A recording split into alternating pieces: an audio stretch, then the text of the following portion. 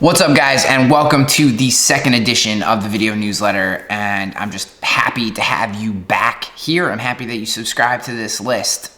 This is meant to be very conversational, so I'm not going to be any fancy edits or cuts.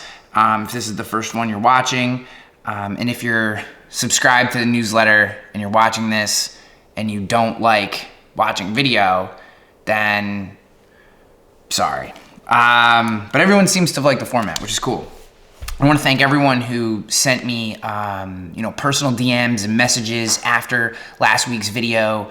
A lot of it was very positive. I think some people thought the 17 minutes of last week was a little long. We'll see. I mean, I want this to be valuable and quick, punchy, easy. I think we tell ourselves that those things are valuable, but they don't actually allow us to dig into a topic and have real thoughts or feelings about them. So I'm not sure that I'm going to try to be brief. I'm going to be as brief as I feel is necessary in order to give you guys the value that you need on whatever the topic is that we're talking about. And also there's like some business stuff that I want to go through because part of this is updating you on just things that I'm doing and things that you should be aware of. So kind of get through some of the business stuff. I had just written down a couple things here. I just wanted to thank all you guys. I also wanted to say, I know how many people are subscribed to this newsletter list. I know how many people watch these videos, and I know how many people are subscribed to the podcast, which means that a lot of you are not subscribed to the podcast. And that's probably on me, and that maybe I'm just not bringing the value through the podcast yet that you're interested in. But if you do like podcasts, if you do like deep dives into topics, we're really focused on, leadership, marketing, business in general. We do have some like peak performance and self-improvement type stuff on there too. And, I'm sure we'll have some other topics as well. Try really hard to ask questions that you don't get in other podcasts. That's maybe one thing that I really try to work on. My podcasts definitely don't have the, high level post-production that others do. Some of that is on purpose. I just don't think it's necessary. Some definitely doesn't have the narrative flow that other podcasts have as well. And again, that's also on purpose. I'm not interested in taking my guests through a journey that is pre-planned. It's what I try to do is actively listen to my guests and take them in the places that they're most interested in going to, because that's where I'm going to get the most excitement, the most enthusiasm from the guests. I'm going to get insights that maybe they haven't given other places or don't give as often. And that's really the purpose of it, is really just active listening and a curiosity in my guests so that I can pull out some things that maybe you guys, the audience, haven't heard before. So if you're not subscribed to the podcast, you can get it anywhere. But I will have a link in the show notes, either attached to the YouTube video below, where you can subscribe wherever you like. I'll have a little subscribe to the podcast. Click that. Subscribe to the podcast if you're interested in it. Again, just if you're not interested in podcasts, it's all good. But I just wanted to let you know about the podcast if you haven't, and what it is that I think defines that podcast. It's active listening and curiosity. That's what I like to bring for you guys. It definitely takes something out of you. I've noticed that I have a hangover after the podcast, like a mental hangover. And I think that comes in part from the act of listening. It's something that I've really worked on over the course of my career, is even if I'm with someone in person, if I'm sitting with a client, or I'm listening to maybe an event planner or an event host who's thinking about hiring me as a speaker or for one of the workshops that I do, then I really focus on listening. If I'm doing a podcast interview, I'm focused on listening. I could probably be a little better with my spouse, but I definitely think active listening is a skill that you can learn, and it is something that I found to provide tremendous benefit. However, it is also mentally exhausting. Maybe if you're not really familiar with the term of active listening, you can Google it. You probably get a better answer. But for me, it's not assuming the next question or not assuming what I'm going to say before the other person has finished their thought. So I am listening to every word they say, and I actually will do something where I will be scribbling notes, but still looking at the person, or still very engaged with that person, but I'll be scribbling notes down here. And it's not so much that I need to come back to the notes and actually look at them, but the act of writing something or writing keywords down allows me to imprint in my brain the things that I found interesting about what they were saying, so that I will have a follow-up question to them. And that takes some practice, and I think everyone probably has a unique way of doing that, but that's what that's all about. So long story short, that didn't mean to go into all that, but I do have a podcast. It is growing. Thank you for everyone that's listening. If you're not subscribed, I think you will find tremendous value in it. I will have a link below for you to subscribe on iTunes, which is probably the most most wide-reaching, but any platform, it's syndicated out to all the platforms, and I'll have a link for you to get to those. So thank you. I also wanted to make sure that I hit you guys with like tools and stuff that I find. So I recently got rid of Google Analytics, which probably sounds crazy to some of you guys. And I actually tweeted about it on Wednesday night before Thanksgiving, which, by the way, happy Thanksgiving to all my American brothers and sisters who celebrate Thanksgiving. I hope you had a wonderful day. For everyone who's not American and doesn't celebrate Thanksgiving, hope you just had a great week. Thanksgiving was here. It was Thursday. And Wednesday night, I've been researching this tool. A guy by the name of Paul Jarvis is one of the co-founders of this company, Fathom Analytics. And it's basically we'll call it alternative to Google Analytics. One of the things, Google Analytics is a very powerful tool. You can do a lot with Google Analytics. Most of us do about 3%. So any of my insurance agency friends who are watching this, probably you do less with Google Analytics versus what it can do than you do with your agency management system versus what it can do. So that gives you an idea of what is actually available through Google Analytics, but how much you actually probably use. You probably just occasionally open it and look at how big the traffic number is and then close it. Well, for that very reason, Google Analytics is also incredibly heavy on your site in terms of its impact on page load speed. You're running a lot of code behind the scenes to capture all that data that Google has. So for me, site speed has always been incredibly important, and recently I've been testing some different things with my site and got away from it. The site's been getting a little slow, and I saw this tool from Fathom Analytics and a guy I know, Paul Jarvis, who's actually on Content Warfare podcast. You can go back and listen to those old episodes if you want. And So Paul came out with this tool, and the thing about it, there's two really interesting things. It's incredibly light in terms of its impact on your page load speed. So what that means is the time it takes for your website to actually load up on someone's phone or on their computer. The code is very light. The other thing about it is it doesn't cookie your visitors. So anyone who has concerns about cookies on their site, so that's where your site is actually tracking someone and knows who they are by their IP address, and I'm not going to get hyper technical on that, but that's why you need things like GDPR compliant if visitors from the EU are coming to your site and stuff like that. Fathom Analytics doesn't do that. It's very light, it's very simple analytics, and I've watched just in the last few days, my page load speed has been incredibly faster. Wow, I did not say that right. It is much faster, maybe about twice as fast. I'm actually using Cloudflare to figure out exactly how much it increased, but subjectively, it was it was immediate, the impact on page load speed, which is just very important for the user experience. And additionally, I just like the lightweight. It's easy to set up goals, so I can easily track if someone's subscribing to my newsletter. And then it gives me just the pertinent stuff that I need, whack, right there. So I really like it. I've made the switch. I've removed Google Analytics from my website completely, and I'm very happy with the switch so far.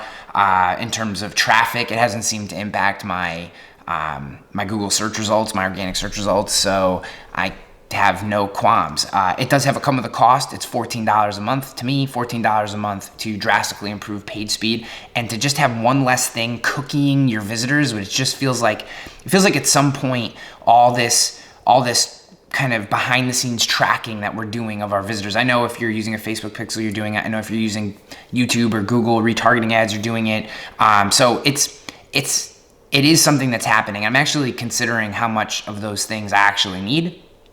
They are powerful if you're selling products. I don't really sell products, so I don't know if I actually need those things anyway, although we'll get to that selling products thing.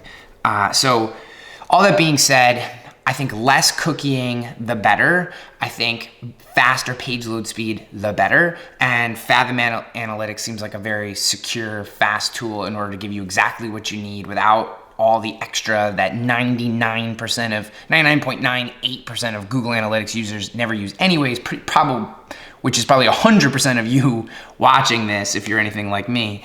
And so I highly recommend Fathom Analytics. I have a link in the description for the YouTube video below. You can go check that out. Just if you do use that link and you do buy it, I think I make like $3 a month for every month that you have it, just so you know. It is an affiliate link.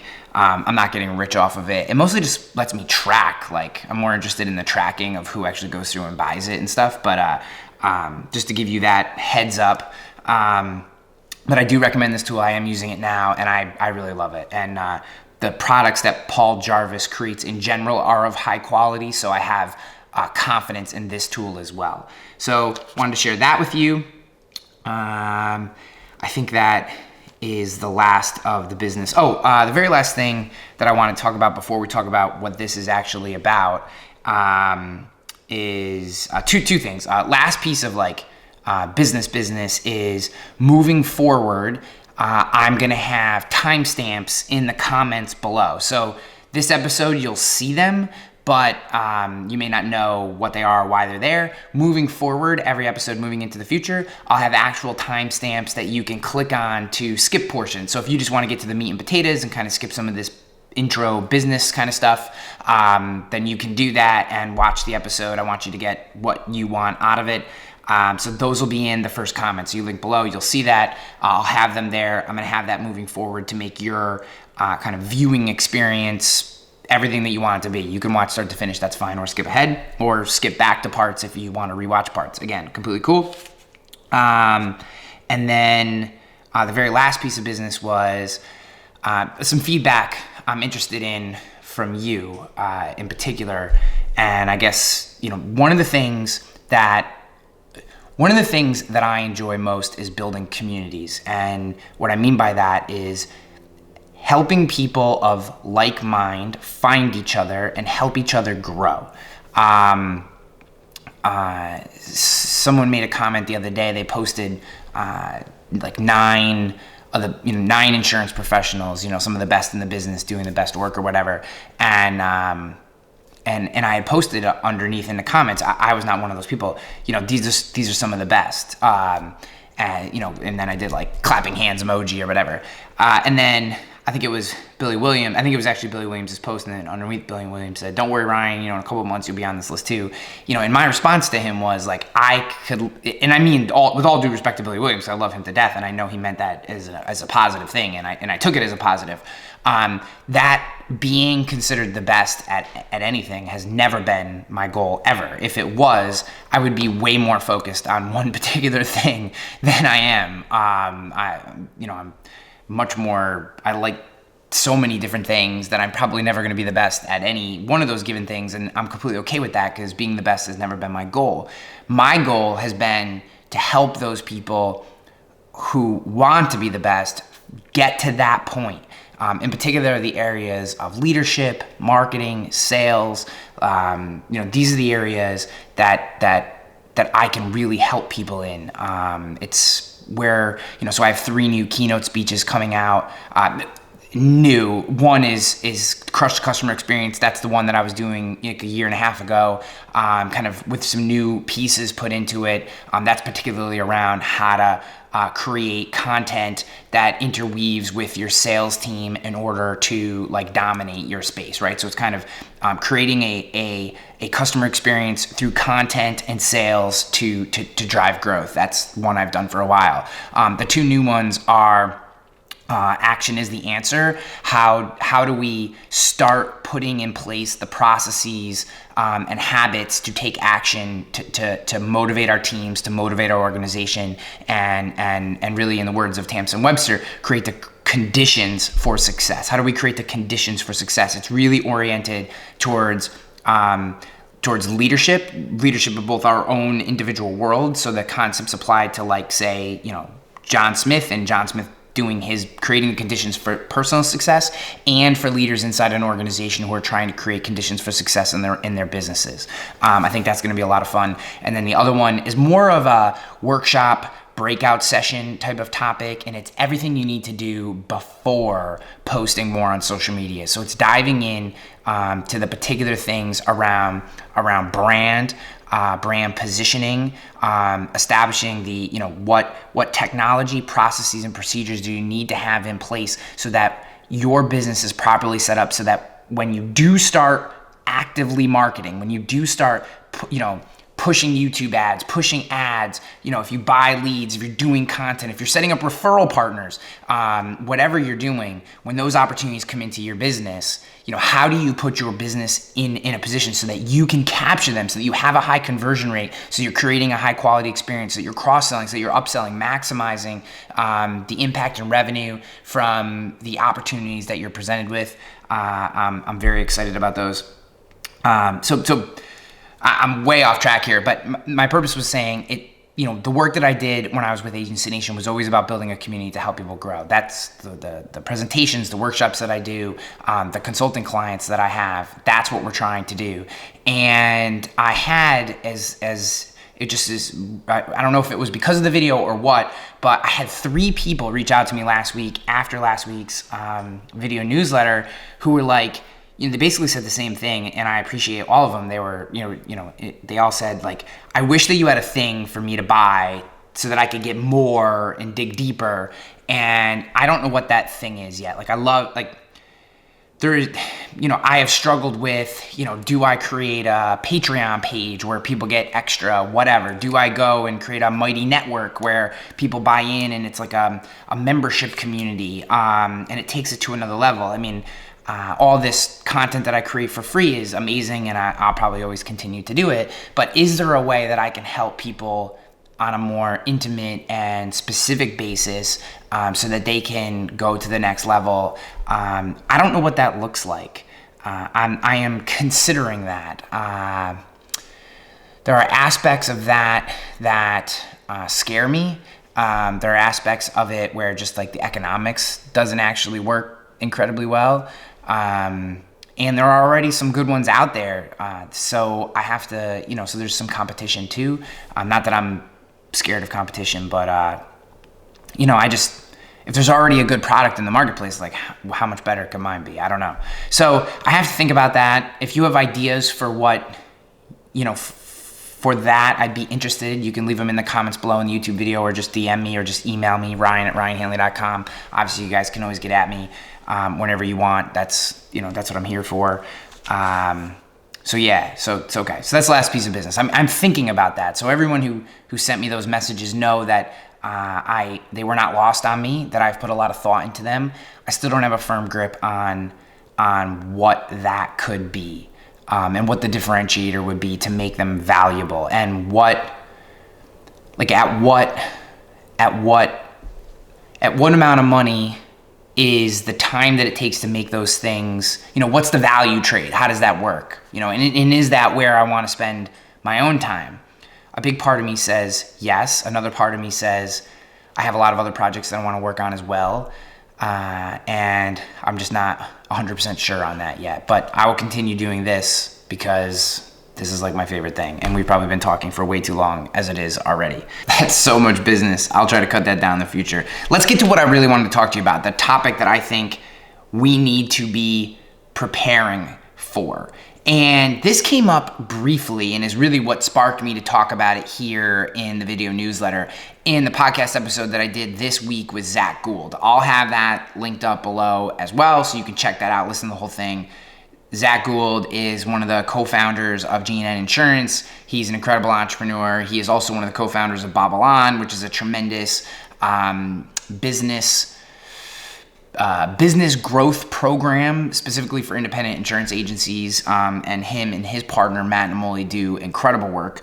And he was on the podcast. And one of the things that came up during that podcast was our businesses, in particular, we were talking about at the time about insurance agencies preparing for the end of social media and what that means for their business. Now, for some of you listening to this, you're like, Ryan, what the bleep are you talking about?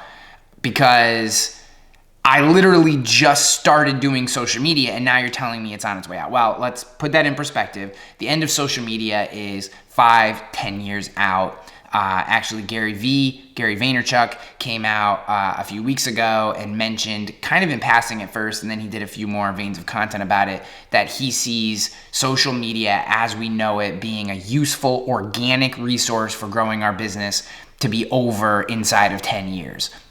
What that means is the days of just like, I'm going to create a piece of content and stick it on Facebook and have anyone even see that and do anything with it, those days are coming to an end. They're basically done on Facebook today, unless you're using your personal profile to backdoor into business. But that also doesn't have the run, and you can't really link out. And I'll get to what I mean by all that.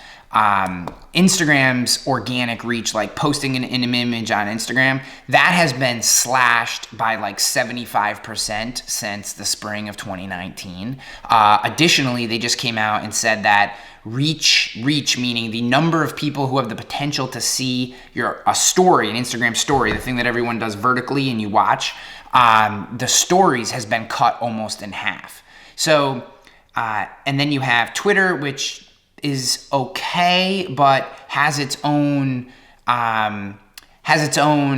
setup. You really, it's tough to build a Twitter following today. People aren't following new people a lot. Like what you have is kind of what you get. You really have to build your Twitter following outside of Twitter. It's tough to create content inside the Twitter ecosystem that drives new people. So you're really just talking to the same people over again. So again, it's a brand building mechanism. And currently LinkedIn does have really good reach numbers, meaning by posting organically into LinkedIn, you can reach a large number of the people that you're connected to. In some cases, 50, 60% of the people that you're connected to may see one individual post that you create. However, all of the major networks, put TikTok in there, put Tumblr in there, all of the major social networks today do not want you linking out from their platform. They make it incredibly difficult to link out from their platform.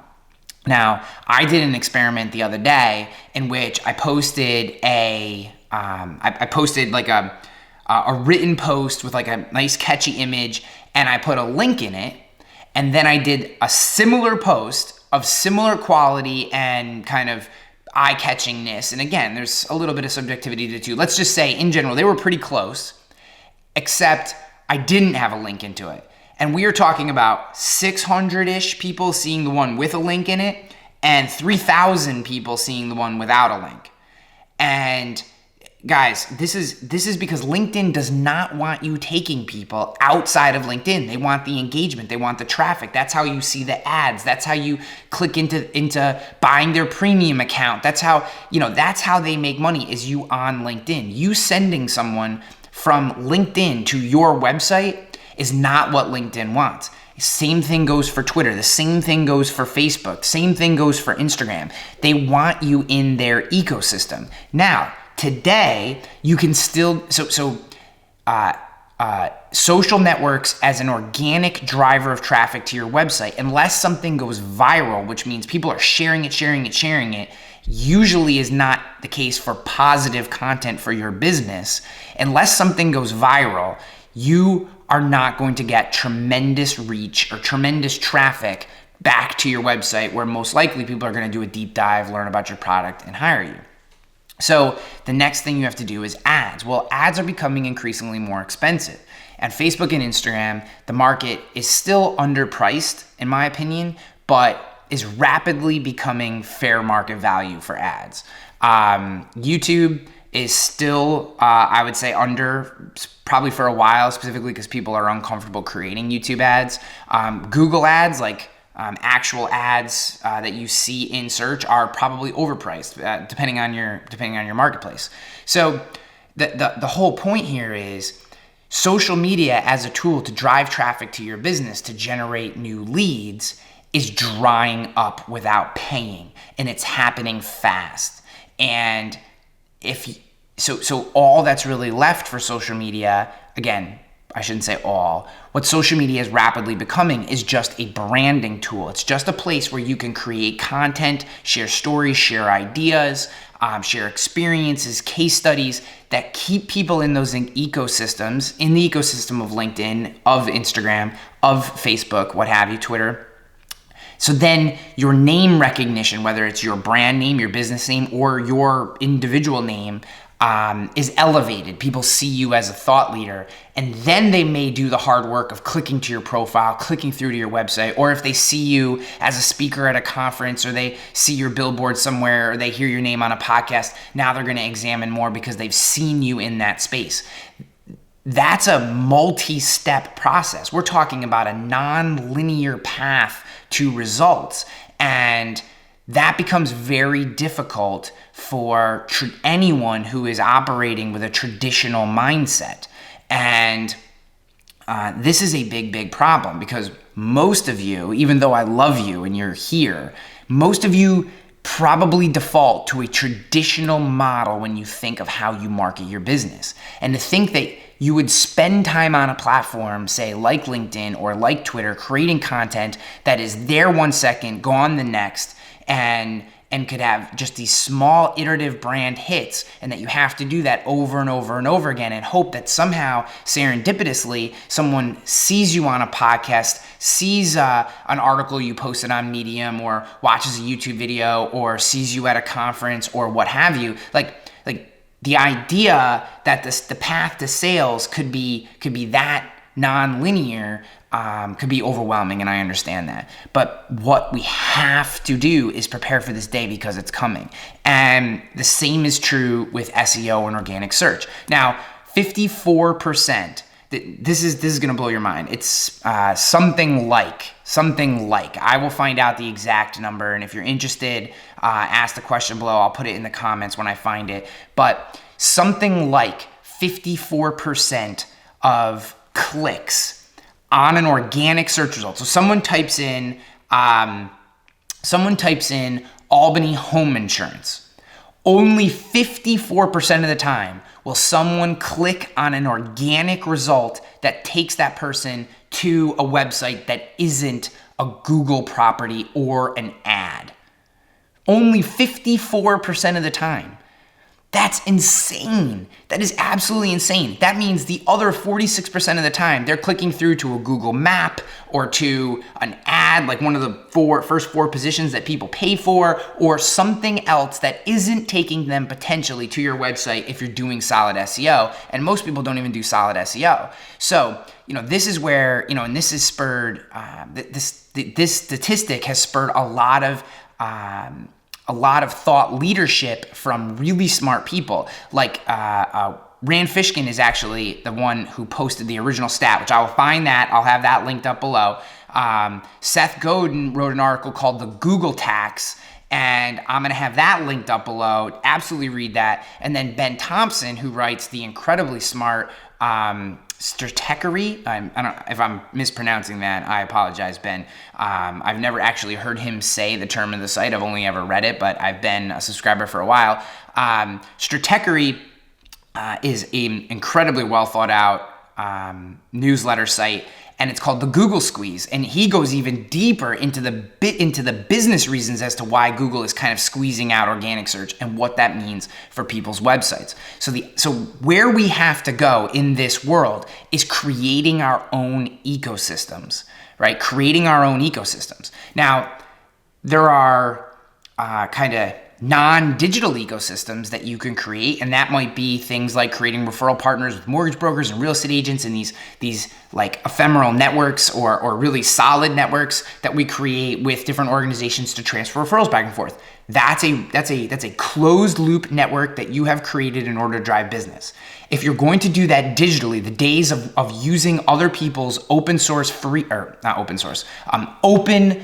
organic tools like SEO, like organic results inside of social media networks, those days are coming to an end, and those opportunities are getting squeezed hard. Not that there isn't still opportunity there, and not that the pendulum might swing back the other way. What I'm trying to put you out in front of is that the pendulum right now is swinging towards those becoming less opportune places for us to drive business growth. So anytime something is squeezed, opportunity pops out someplace else, right? So what is that place? That is closed loop digital ecosystems, creating a text platform, building a newsletter like what I'm trying to do here, right? Like this is a closed network. You have to subscribe to get these videos.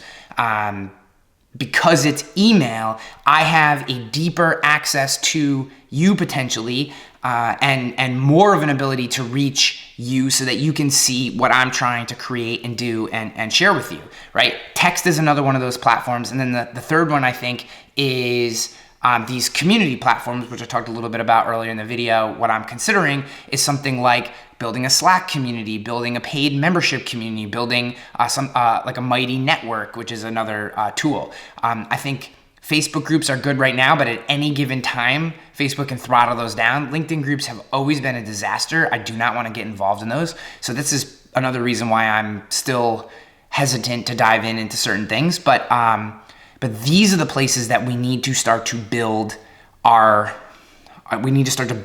ecosystems.